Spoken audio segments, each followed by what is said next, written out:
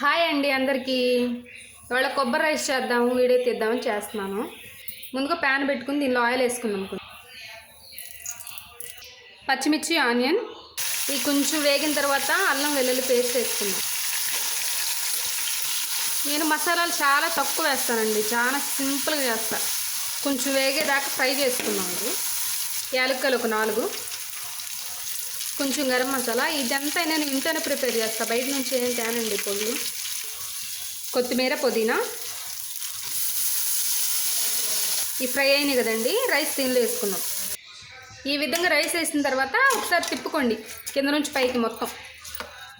కొంచెం లైట్గా, అసలు వేసామా లేదన్నట్టు గోరంతా పసుపు జస్ట్ కొంచెమే. ఇవిగోండి కొబ్బరి పాలు పోసుకున్నాం. ఒక గ్లాస్కి బియ్యానికి గ్లాసున్నర, 2 గ్లాసులు అట్లా సరిపోతుందా. అలా కొలత ముందే పెట్టేసుకుని పోసుకోండి. ఇదిగోండి ఉప్పు సరిపోయినంత వేసుకోవాలి.